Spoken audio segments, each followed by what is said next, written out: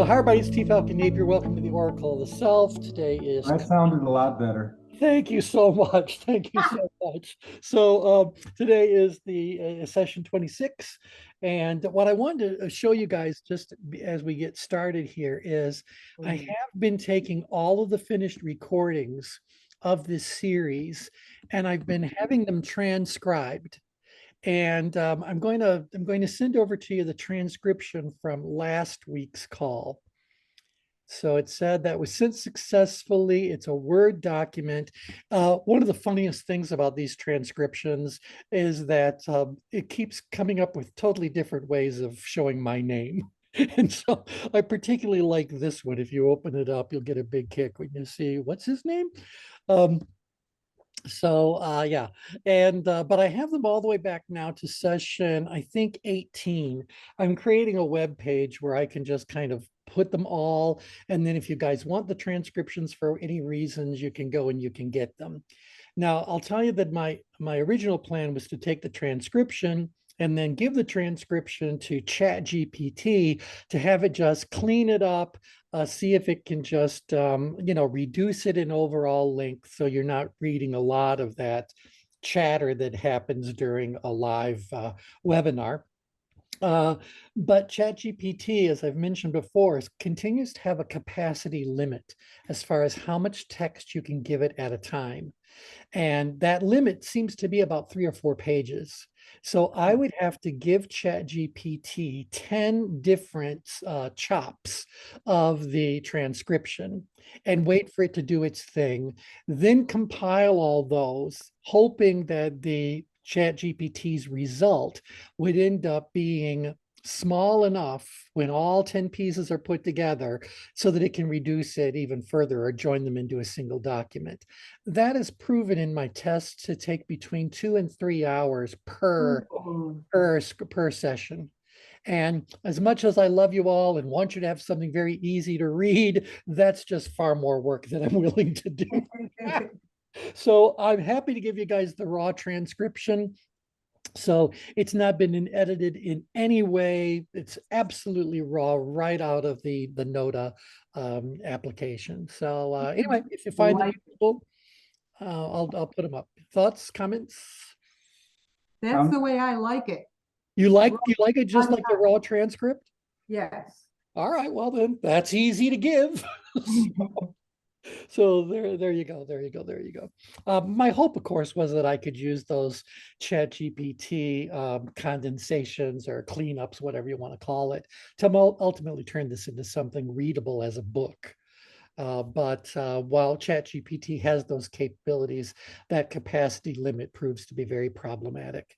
So hopefully, as fast as AI is changing, hopefully we'll be able to have them handle larger documents. I mean, I even sent them a note that just said, "Look, I am willing to pay for that kind of feature." I did sign up for their priority program, which ends up costing maybe, I don't know, a couple of $100 for a year. But when their servers are full, you get to bypass the line. And so it's pretty much always available to me. And there's now a lot of new plugins for ChatGPT that if you're one of their paid subscribers, you can get to those plugins. But quite candidly, I haven't had the time to really go digging through and play with them. But I know that this capacity limit is a problem for anyone who's trying to do anything at the length of a book, even the length of a chapter. I can't even give it a whole chapter at a moment. And, if you're going to have it try to turn something into something that's readable, you want to give it the whole thing. So it can do what it does really quite well. Anyway, enough of my babbling. Putting that effort into it, T. Yeah, well, I was curious because I think it wouldn't be a great way, because I've sat down on many an occasion, go like, I'm going to write a book called Changeworks. And I know that my problem when it comes to writing this sort of thing is that I tend to write it as a textbook. And that's fine if all you want is a reference tool, or, if you really do want a true textbook.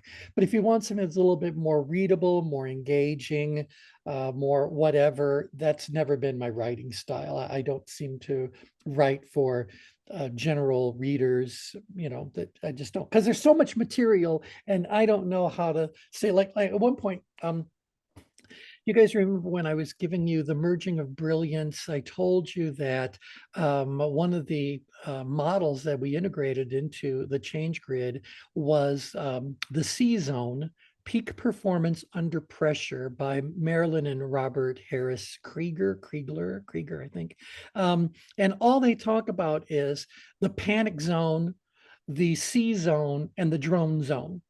And they say that which zone you're in is a result of your perceptions about the difficulty of the situation you're in and your ability or your capability to meet whatever that difficulty is. Well, those are our two axes, so ability and challenge. Now, our model goes all the way back to 1908, but theirs was in the 1980s at some point in time. Well, they wrote a whole book about nothing but what we would label as stress, power, and apathy. They don't even have a power, stress, and power apathy. They just have stress, power, and apathy. They wrote a whole book. They went on a big speaking circuit, on and on and on. My head just really isn't, what I'm going to say, satisfied with such a simple glimpse into something that is far more rich and robust. So I always like to think that I've targeted my work towards the brightest and the best. And well, yeah, it's just true. Here we are. Yeah, and here you are. I target my work towards the brightest and the best. Even as a speaker or a trainer working in corporations, I always warn my clients that I refuse to modify my presentation for the lowest common denominator in the room. I think it's far better to leave some people in the dust than it is to bore the brightest and best people that are in that audience. And so that's always been my philosophy. But truth be told, it's because I just can't really relate to that level of simplification. But T, don't you think you end up including and raising the level of the lowest by going that route? I do. I That's certainly a do. challenge. Yeah, I mean, they might have questions and concerns, which I'm more than happy to answer. Or But things to look up. that's my thought too, that they'll find this as an opportunity to rise. Mhm. I would rather do that than be a force that's holding the brightest and the best back. Right. What's going on. And so that's it. So for many, many reasons, I really was hoping that Chat GPT could help me take what I've put together and I want to say, I hate saying simplify it, but pretty much break it into a little bit more digestible pieces for people who want to come to the knowledge more casually instead of being a really serious student of the subject matter. Obviously, my hope is that by giving a very simplified, approachable kind of introduction to the world of tension management, that I might find some people who want to go to the next level. Sooner or later, I do need to monetize this. I mean, I've spent years just giving everything away for free, but it might be nice to monetize it to some degree at some point in time. Okay, enough about me. Thank you for all being my therapists. Let's see, if I am not mistaken, last time around, I guess I could check the transcription to find out for sure, but I think we'd been talking quite a bit about all the unaware issues, the issues of ability. We even started talking about unwilling as being both a primary or a secondary cause. So let's kind of pick up there where we left off. And I believe it was Chris or Tim who brought up this idea about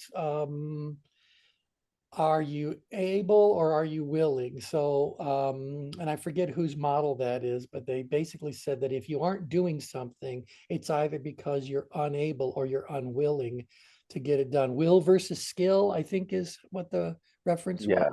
Yeah. Mhm. So will versus skill. And that's been around for a very long time.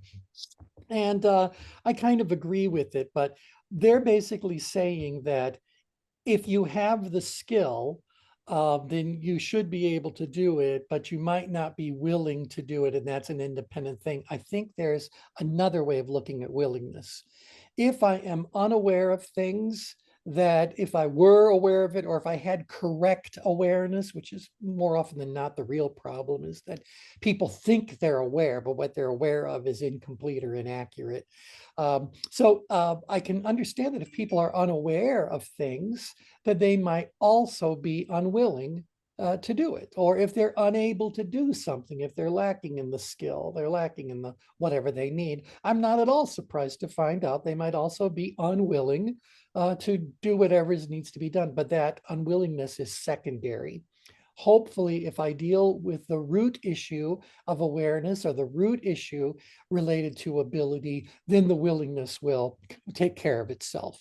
If it doesn't, now unwillingness becomes a primary problem, a root cause of the issue. But there's also a secondary position. Does that all make sense for everybody?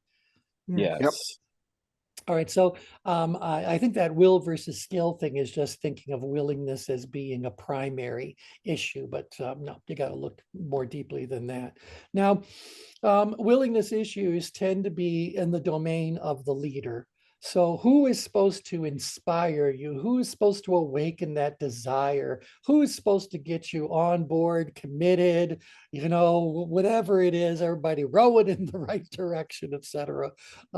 That's what we're talking about for how we take care of issues of unwillingness when they're a true root cause of that. So that's the leader's job. That's most every. Let's see. Hey, T, I just dropped a link in the chat for a skill will matrix. Oh, let's slide that into discussion. It's quadrants, everybody. Oh boy. So what do we know about that? All right, so guide, delegate, direct, or excite. So that would be how I go about managing individuals depending on how their willingness and skillingness kind of interact with one another. So if you have very low skill and low will, I need to be more directive in what's going on. Low skill, low will. All right. If I have high skill, or I know you've got the skills, but you don't have the willingness to get it done, that's when I need to get you excited. So I need to excite you and inspire you. That's definitely more of a leader behavior, where direct is very much a manager or trainer in the moment. So, being very well direct with you and giving you direction about what to do. If you have a very high level of will, but a low level of skill, we talked about this as being a problem too. There's a whole lot of people out there who jump on board, but have no knowledge, no ability to really do anything, so they can stir up all kinds of energy and maybe activity, but could all be wrong. It could be a whole lot of energy going towards something that really doesn't matter much. In fact, if you go back to your cheat sheet on the 5 levels of tension, one of the things that you will see is that overall productivity for someone who's up in stress is counterproductive, because they are putting so much energy out, but doing so much that really isn't useful, really isn't helpful. They need to be guided. If anything, they need to be reeled in a little bit first. And then once I get them out of that, the cheat sheet would say they're still being reactive, but their reaction is coming from a positive heart space. They're just really geeked is my word about it. They've just got more enthusiasm than they have goods to bring to the table. Nevertheless, if we can kind of reel that in a little bit and then give them good guidance about what needs to be done, we're good to go. Now, quite honestly, I would say that might be what I could do in the moment, but what I really need to do is fix their skill area.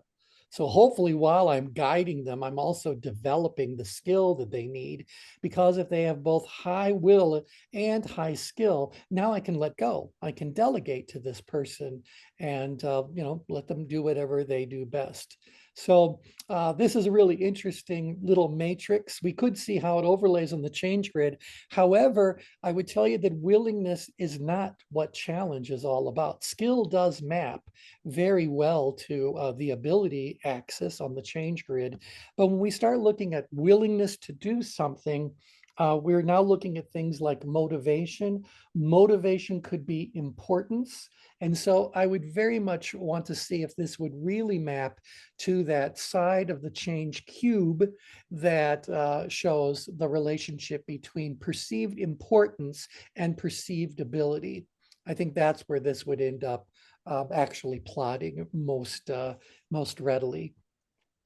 Now that I'm saying all that, those of you who are relatively new to this, Susan, Tom, Anja, have we talked about the change cube before enough that made any sense? Or Oh, yeah.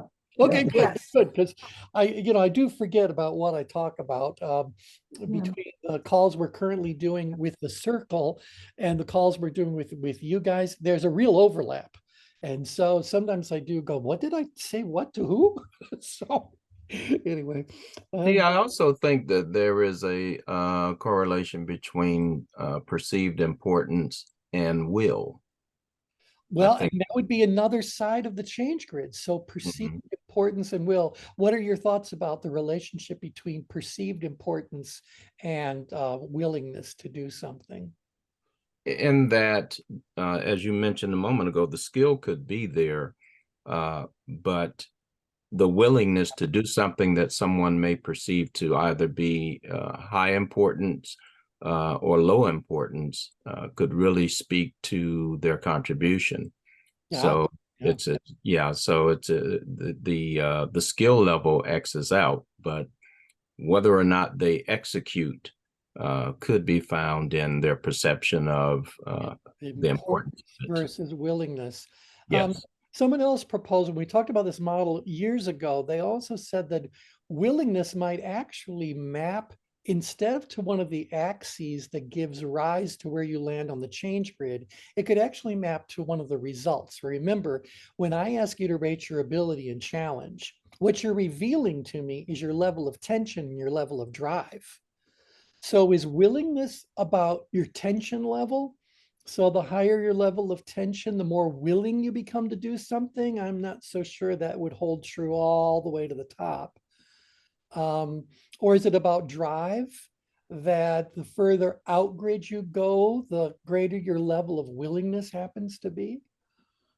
So we could really look at how this maps to what we already have in place on many sides of that grid and even to the interior of what's going on in the cube. Yes. Yeah.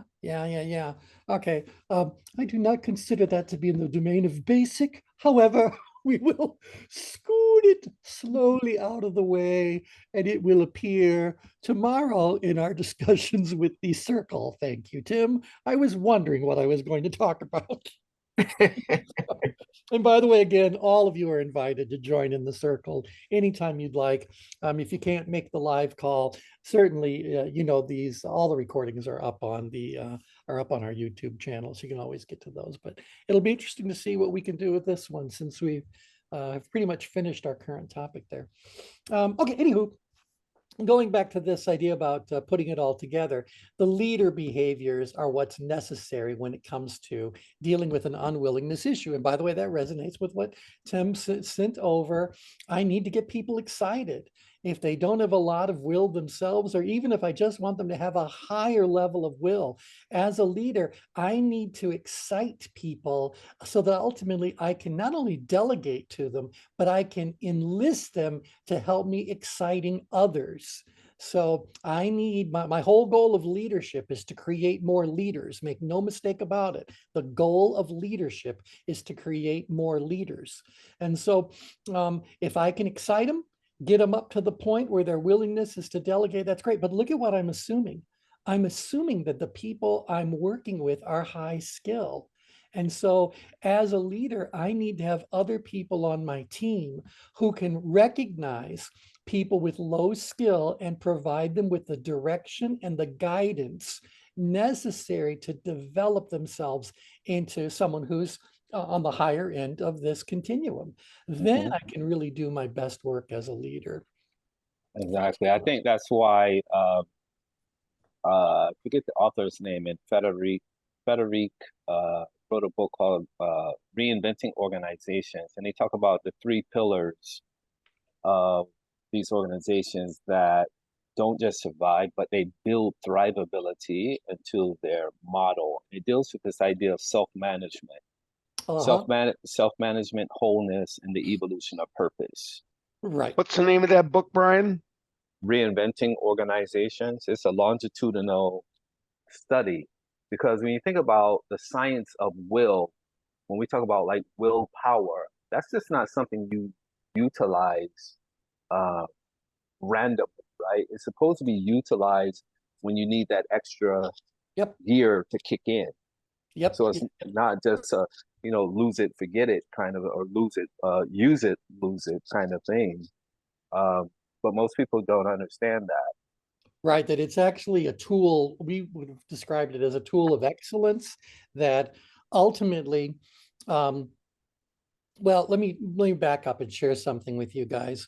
I was talking about monetizing some of the stuff that I'm doing, and the gym that I go to, the trainer that I work out with, is always telling people about me and tension management and all the guidance I've given him and on and on and on. And so he said, why don't you put some brochures here? I'll definitely get you some clients. And I'm kind of going like, well, okay, it's fine with me. If nothing else, it'll offset the costs of having a trainer. So I said, okay, I'll do that. And so I said, look, there's a lot of things that I could do to do this. So I'm going to tell you situations, and you tell me how prevalent they are among the people who work out here, because everyone who works out at that gym has a personal trainer.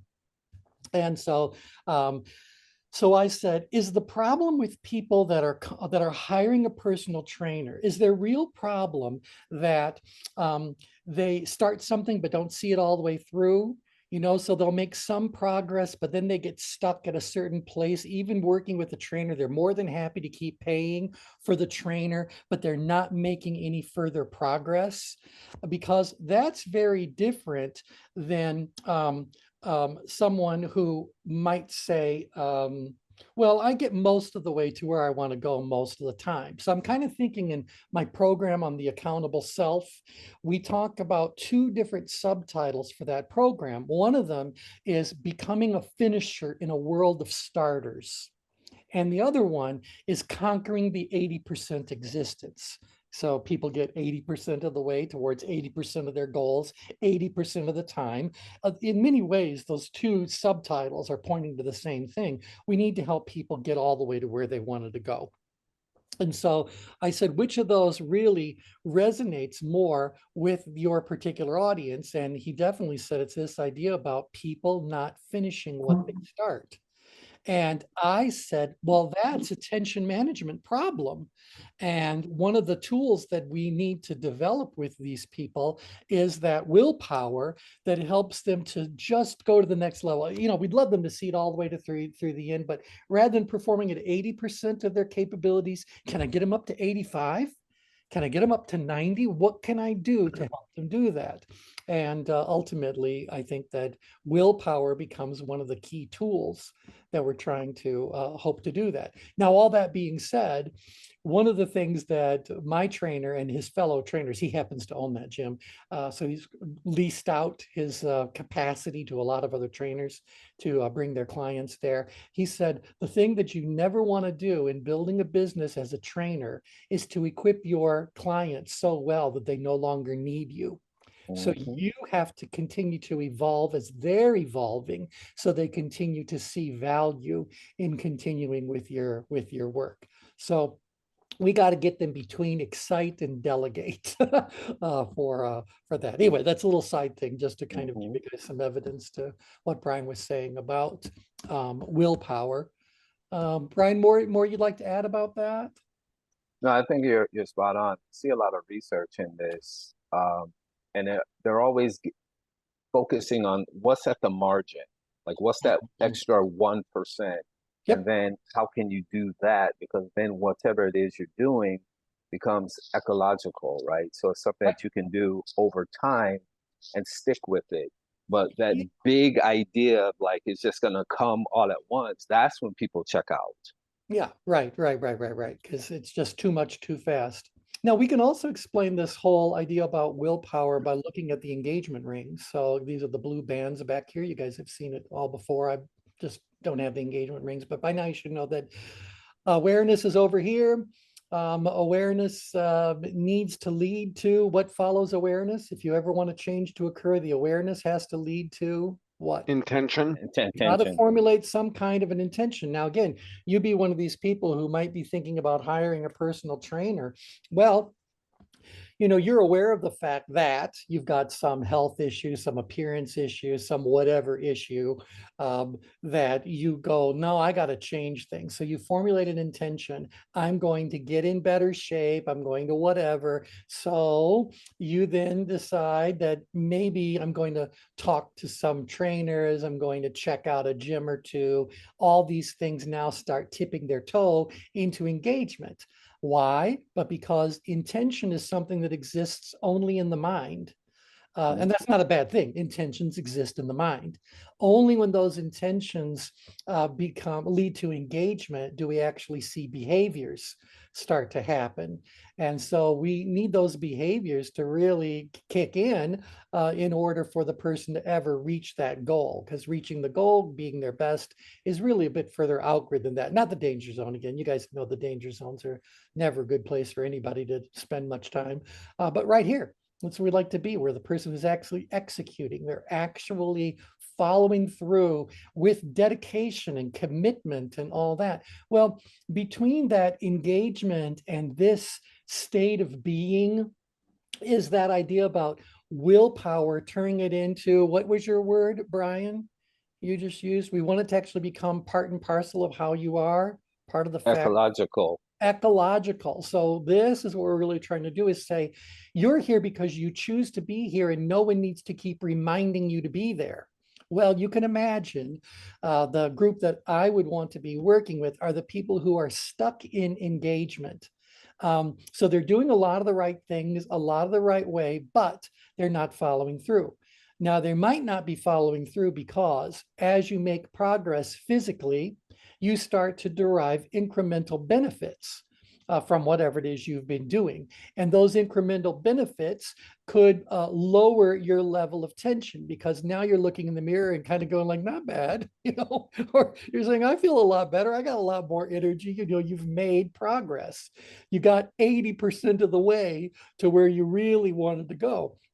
Well, that 80% existence being stuck there is generally about people's levels of productive tension is what's falling down, as opposed to not finishing something. That tends to be someone is stuck in whatever their own self-management happens to be. So they're related, but they are different things that need to be addressed as far as holding yourself accountable. And that fits in. This is the oracle of the self. So ultimately, we do talk about these accountable self kinds of issues. Yeah, I think that's where your book, and particularly a book series, would be quite useful, because a lot of that research, one of the things they talk about, the importance of feedback loops. And a lot of people do not reflect on what kind of progress they're making. Oftentimes when I ask people about, just using sports medicine research, and ask people about their recovery strategy, their comment is like, what the hell is that? Yeah. I'm like, oh, how do you calm down from stress? Like, how do you reset? No one has real strategies for that. And so they just tolerate and say, this is, the nature of hard work. This is productivity. And those things become a distraction if you're not too concerned with the inputs. You're just focused on outputs. Right. And you get to a certain point, and this is where I'm talking about becoming a finisher in a world of starters. One of the things we have to be aware of is that people start to get very dedicated, very committed to a particular way of working out or eating or whatever. And that way of working out or eating or whatever might have gotten them to where they are, but they're going to need a different way of working out or whatever to get them the rest of the way there. So we have to have people who are constantly on a growth path in order to adjust, because I think I know a lot of you on the call work out. And so I know this, that if you keep doing the same workout, and I mean the same exercises, the same weights, the same whatever, there comes a point in time where you just plateau. And it's not a bad plateau. There's a lovely view from there, but is it getting you all the way where you might want to go? Thoughts about that? Wouldn't that be the equivalent of going down grid to apathy?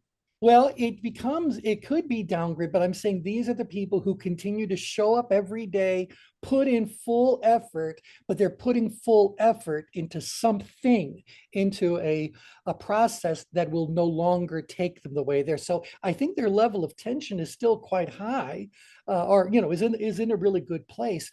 I just don't think their tension is being directed to the right set of behaviors. So we Right. might need to go back to this being where am I at? It's more of an awareness issue than it is a willing. They're super willing. They're just unaware of the fact that the workout they've been doing or the approach they've been taking is no longer effective in getting them to whatever that next little place might be.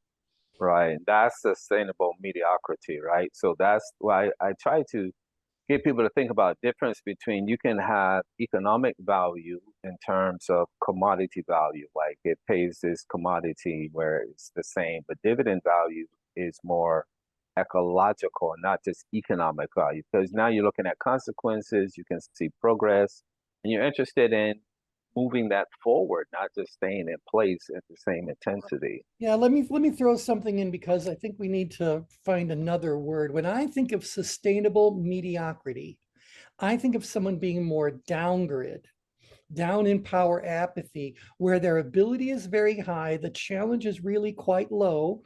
And so, they're going through the motions, and this is where procedures tend to live. So any Mhm. kind of routine behavioral sorts of things, this is people operating on autopilot. When I think of sustainable mediocrity, that's what I'm thinking of.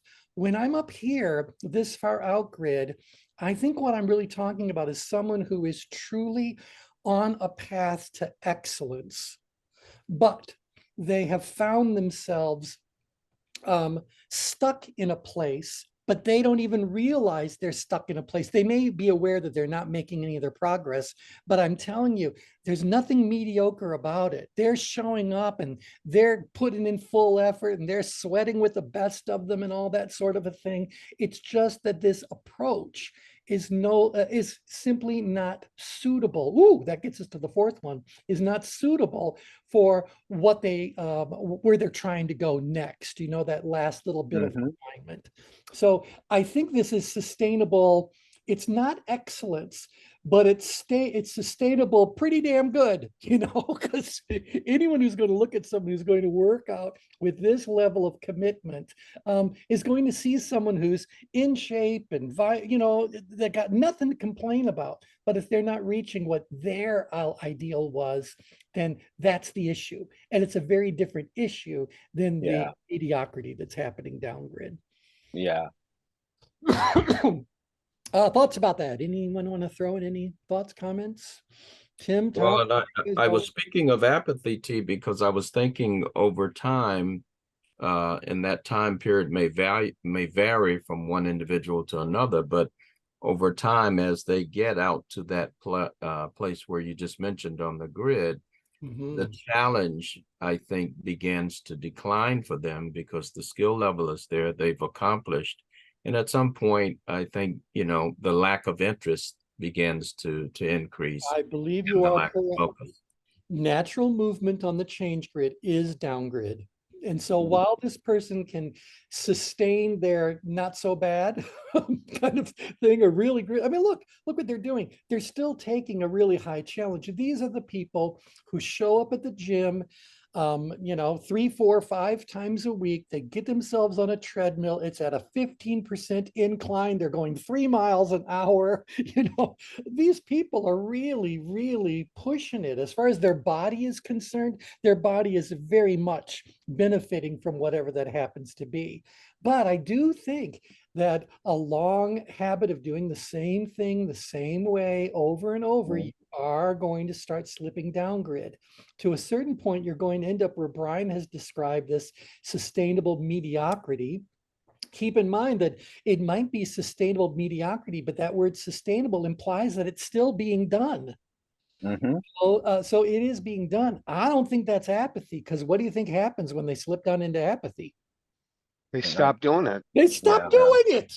they stop Yeah. doing it. And if they get stuck down here for too long, then you got a problem. That's why everyone knows if you work out with any level of seriousness at all, you have heard the phrase that you have to wait, now I just lost the word I was going to use. Progressive resistance. It Right. always has to progress. If the demand doesn't go up, challenge doesn't go up, then you are going to master that level. And while that's beneficial while you're here, you're going to slip down, and it's even beneficial down here. The world would be a lot better off if everybody on the planet was even in sustainable mediocrity when it came to exercising, because at least they're doing something. But unfortunately, particularly with technology's presence in our lives, we are now moving deep, deep, deep down into apathy. So is that an awareness issue? The person that you're Well, describing that's up there, that's out grid, and they're doing, but they're just not right.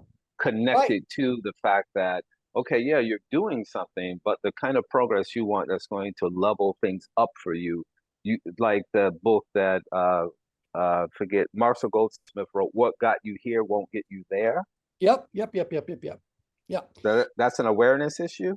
I definitely think it goes back to an awareness issue. First of all, they have to become aware of the fact that they have hit a plateau. They have to be aware of the fact that hitting a plateau is not a bad thing, but if their goal continues to be the goal as they stated it before, this is not serving them any longer. We're going to need to become aware of other approaches. Maybe they just need to have their workout. In fact, one of the reasons why people who know their way around a gym hire a trainer is because the trainer always keeps things mixed up. And so, you don't have a chance to get bored with anything because you don't know what your workout's going to be until you show up. And so there, and you're not going to tell your trainer no, after all, you're paying them for it. So you do that. So they make you aware of things, or they just go ahead and do it, which I think protects your interest in keeping them as a trainer rather than them educating you to be able to do it all on your own. You know what I mean? I can take care of someone's awareness issue without them becoming aware that they have an awareness issue. I don't know if that makes any sense at all. Now, the trainer might also then, there might also be an issue of an inability to do something.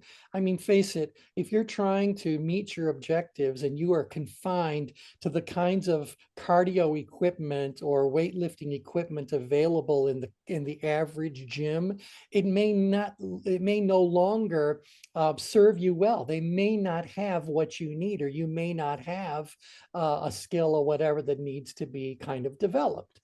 And so, yeah, I think the trainer could expect some pushback initially. There's going to be an unwillingness to let go of what you've always been doing. But ultimately, if I need you to become a finisher in a world of starters, we're going to need to revisit awareness and revisit ability multiple times as you are progressing through through whatever your workout happens to be.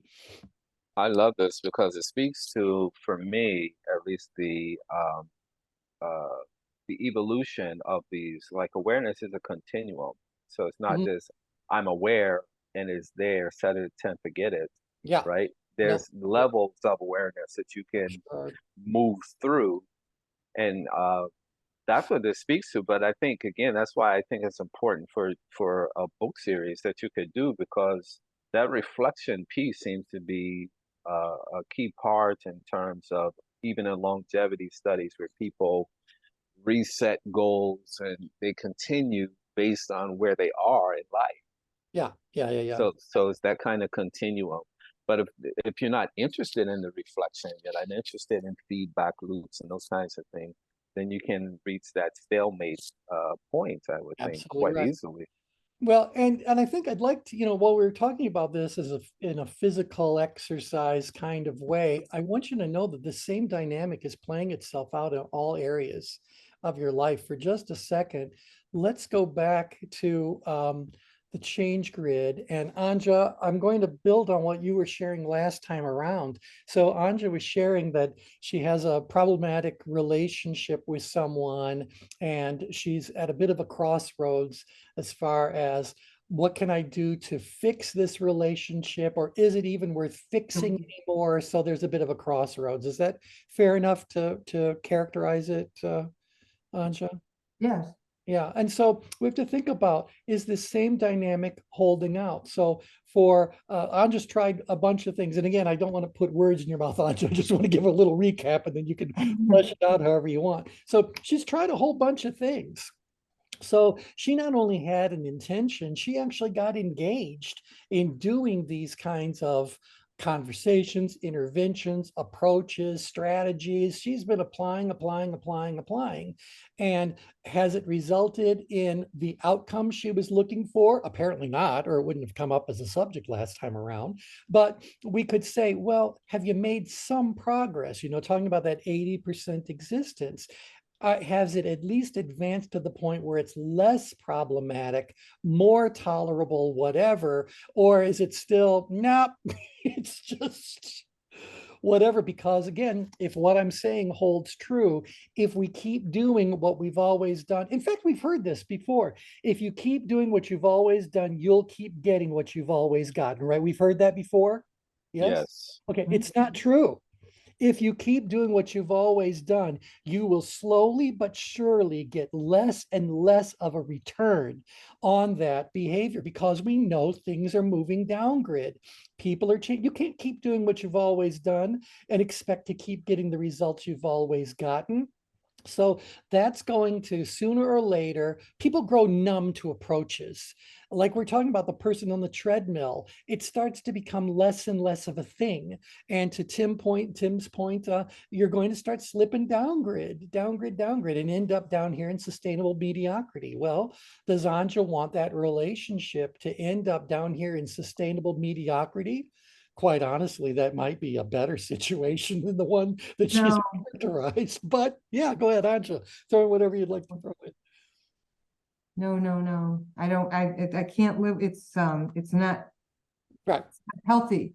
Yeah. And So there's no sustainability. It needs to change, or it needs to go, which is a form of change. So so that's it. So you figure you can keep trying and trying and trying. Thankfully, Anja is one of these people who is aware that investing for a while is a good, noble, hopefully successful thing to do. But at a point in time, you just have to go, that's not working. That's not working. And you need to have the awareness to be able to go like, that's just not working. Because if we keep on doing it, keep on exercising out here, it's not going to take us to where we want to go, and on and on. So I just wanted to make that connection back to another subject, so you guys know that this isn't just about going to the gym. This is about any kind of an investment you're making with your time and your energy to deal with any kind of a situation that's happening out there. So the awareness leads to an intention, leads to engagement, but ultimately that level of engagement does not guarantee that you're going to get all the way to your outcome. You can get most of the way, most of the time, but at a certain point in time, we need to revisit awareness and revisit ability so that we really know what's going on. Does that resonate with regularly, everybody? you have to do that regularly. You do, Yeah, you do, you do. absolutely. In fact, I'm going to add this to my, I typically go to Bali at the end of the year for my personal retreat, and that's where I do my annual review and get ready for the new year. And I look at it from like an audit kind of thing. I was thinking of going to the living room. You're going to Bali. Oh yeah, I started doing that after my wife and daughter, accident thing. So it's just a way of kind of disconnecting. The mobile service is not good, and so it can literally just disconnect. And the environment is a healing environment to be in. Absolutely. And so, it hasn't been open since the pandemic, but I would like to add this idea, like when I go through the audit, to look at, well, what am I actually willing to do? What do I feel like I'm unable to do? How aware am I in terms of resources, resourcefulness, what is really suitable and not suitable, just based on this kind of reflection? I think that would be an added bonus. Oh yeah. Yeah. Well, and think about that. It's because as you expand your awareness and do whatever ability, growth in this domain needs to happen, you might stumble across something that's easier. Mm-hmm. It's not necessarily adding levels of complication. It could actually go like, well, no, I can keep the challenge sufficiently high if I just focus on one really simple thing. Mm-hmm. And so that's what we're talking about. You do need to revisit this. Again, keep in mind that when we're talking about the oracle of the self, you guys are having conversations with yourself all day, every day, and you always will. We are looking at the structure and the content of those discussions that you're having so that you can kind of better understand where you are on the change grid, where on the change grid might serve you better, how to move yourself there, and now we're applying some really more advanced kind of concepts, but nevertheless, you get it. If you're not where you're trying to go, it's because there's some obstacle. Well, Right. there's the obstacle, and that's what we really are trying to do. And we're looking at this. See, Um, how would you distill real quickly the I never know how to articulate it fully, but I used to always tell patients there's a difference between attention and awareness. Like inflammation, a pain point will get your attention. mhm. Awareness should have took your ass to the hospital instead of you waiting for a year. You know what I'm saying? Yeah. Well, let's look at that by looking at the engagement ring. So let me go back here for just a second. The difference between intention and awareness. Is that what we're looking at? The difference between what? Attention. Attention and awareness. So Yeah, because something here's gets them attention to where it's like, yeah, I'm having this pain, but I'm like, well, how long have you had it? Oh, a year. right. Really? Yeah. So let's think about that. So tension is what we're really looking at when we're saying that. So I pay attention to where I find my tension. Again, that's a universal truth about human behavior. You can take it to the bank. So if in order for me to pay attention to anything at all, I have to have sufficient tension for it to get and hold my attention, or the attention is coming from it's kind of a loop sort of a thing. It really is related to the perceived level of challenge. So whether I have a low ability and I'm up grid, where I am more, changes that occur up grid are being driven by external factors, or maybe I have a higher level of ability and I'm here by choice. That's where we get into the intention leads to engagement. Now, Mm, you talked about awareness. Well, mhm. awareness precedes all of these other, beneficial levels of engagement. So without awareness, I can't formulate an intention. At least I can't formulate a conscious intention. I can't really follow through. It needs to be done. Awareness can be very far down grid, mid grid, very far up grid. There's a whole bunch of different levels of awareness that can come into play. But until that awareness leads me to formulate some sort of an intention, it really is nothing but awareness. Um, Mm. and that's the big difference. I can be totally aware of all kinds of things and still not actually be doing anything about any of them. Mm. Does that give you enough of a distinction? Yes, very Yeah, much so. I, Fascinating. I kind of confused myself there for a minute, but No, again, it speaks to that continuum of awareness because it's there's levels, just the way the brain works. Like when we claim to understand, we get it. Okay, yeah, you get a part of it, but it's not the full picture. And oftentimes that's what we're dealing with, which is why, like what Anja said, it takes this constant and regular kind of update to it. It's kind of like the news reports when they say they have a breaking story. yep. Well, how many times can you break the story before it's already broke? Yeah, But well, they want to get it out straight away, and so they don't have all the facts, all the details, so they have to come back and continue to break the story. right, because they're trying to sell advertising. So Right, the truth is if they can trickle it out, they can sustain your level of tension for a longer period of time. right. So if they're smart, even if they know a lot more than they could be reporting, they will not give it all at once. So Mm, yeah.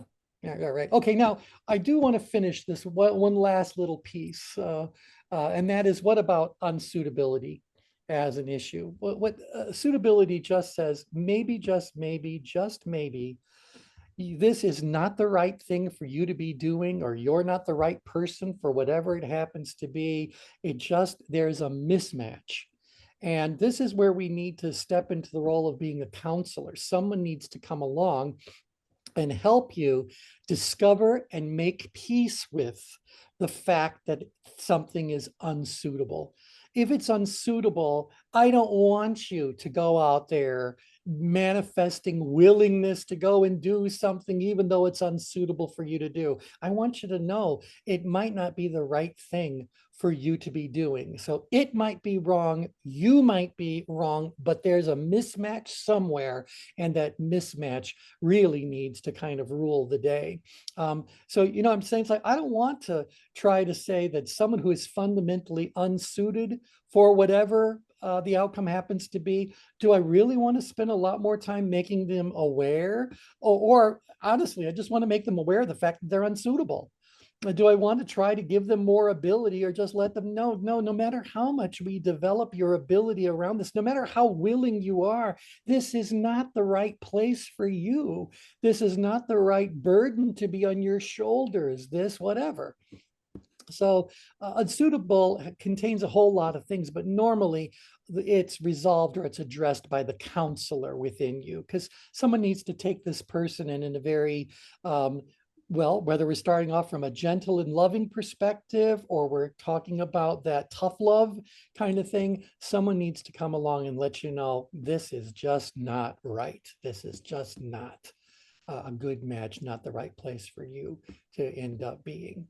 All right, so let's take a look at that a little bit. I want to go back to Anja's situation as she shared it last time around.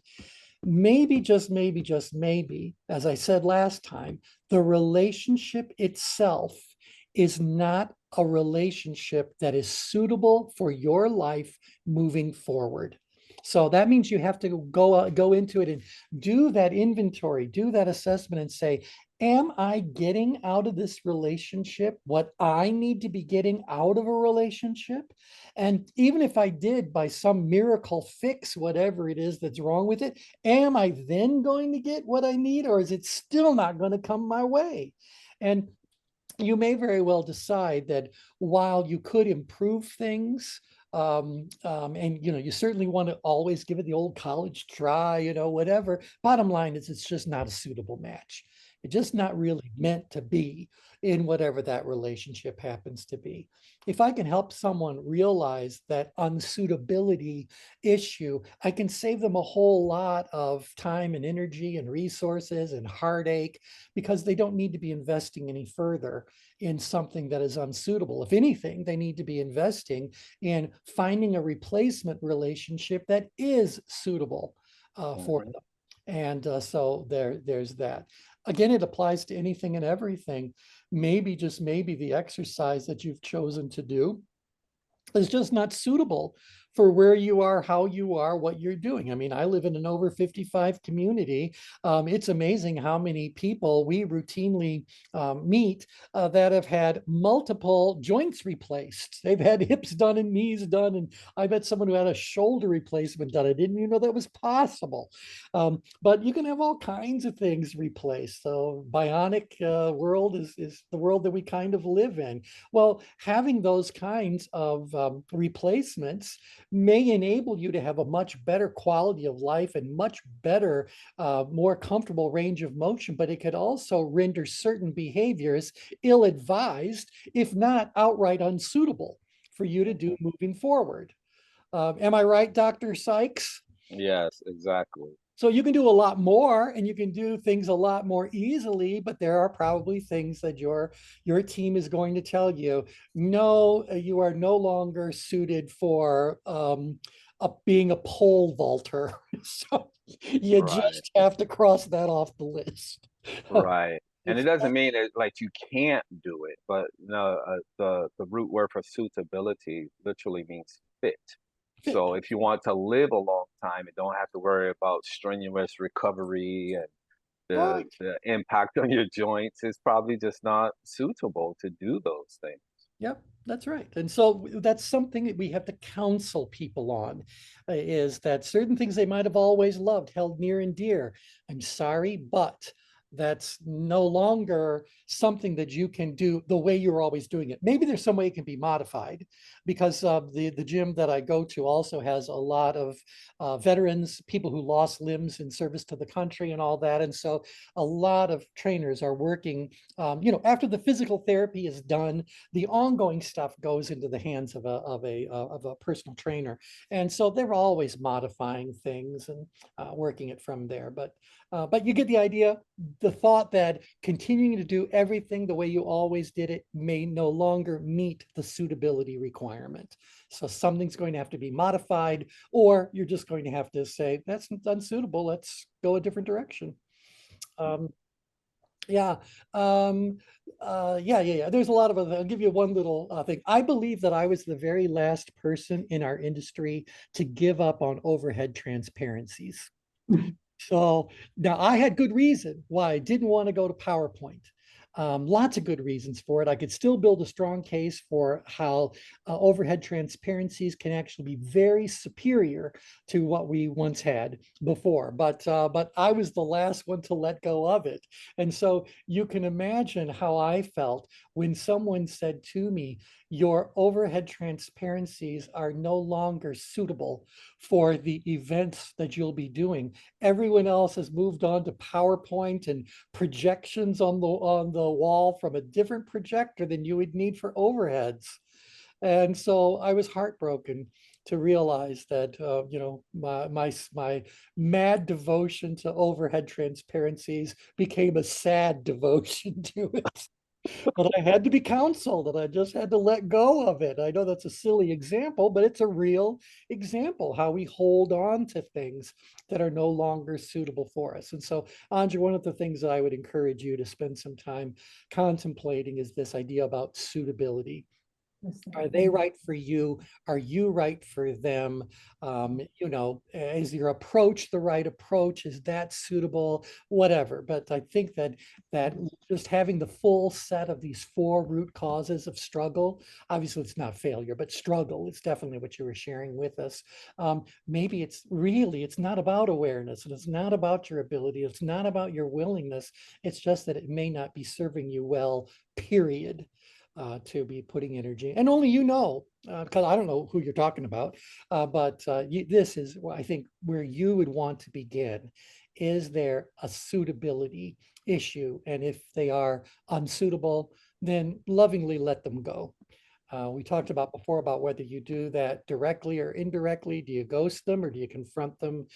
I do feel, and I think Tom actually said this, that, or maybe it was David, said that sometimes if you want to have that heart-to-heart conversation, you're just prolonging the inevitable and making it even more uncomfortable. So you decide how you would like to proceed on that. But these are the 4 root causes of struggle and failure.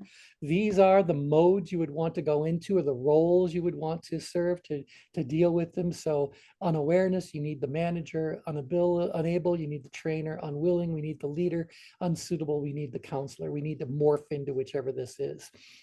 Next time around, we'll talk about the specific maneuvers that each of these roles would employ in order to take care of these, of whatever these issues happen to be. Questions, comments, thoughts? Yeah, I look forward to that one. Yeah, I mean, obviously we got to do it. I mean, look, I know Anja well enough to know that she's not done yet. So we're going to need to talk about some maneuvers that you may not have really tried yet, that she could at least leave a relationship knowing that she did absolutely everything she could do in order to turn it around. If doing it for no other reason than the academic value, you might as well exercise these skills so that you have them when you are working in perhaps more suitable relationships than those that you may decide are actually unsuitable for you moving forward. So do these moves include things you would do for yourself, like PowerPoint kinds of things as well? This is all, Okay. Again, we at least label this the oracle of the self, but we Okay. do about, because I mean, look, you can apply these all inside. Why aren't you doing the things that you know you should be doing? Well, it's because you're unaware, unable, unwilling, or unsuitable. Well, so you can apply all this to just evaluating your own choices, your own thoughts. Again, it's the oracle of the self. This is you talking to you about you. If you're stuck, if you've got, you know where you're at, where we're at, where we're talking about, where's my path, you know where you're at, you know where you want to go, you know you're not there, so there's got to be some obstacle. Well, you got to be able to determine whether the obstacles that are in your own way are obstacles of awareness, ability, willingness, or suitability. And sometimes it's suitability that really has to be looked at first and foremost. Yep. Again, because if I can decide suitability early on, I can save myself the investment of what I have to do to take care of the ability issues, the awareness issues. The Yes. yeah, got it there? Yeah. Good. Subtle message has been sent. Now, once we're through this point and we know it's suitable enough, if nothing else, to do it just for the academic educational value of the exercise, now we can get into those maneuvers. Those maneuvers are where the solution is really living. And so that's what we're talking about next time around. All right, so with that, Excellent. thank you all very much for joining in. Again, this will be up as a video, and if you do find the transcriptions useful, I will build a page that I can point you all to that has the transcriptions of all 26 of these lessons that we've done. So, Excellent. Thank you. yeah, Thank you very all right. much. Okay, thanks everybody. Take care. We'll talk again very soon. Bye for now. Okay. Okay. Cheers. Bye. Cheers. Bye.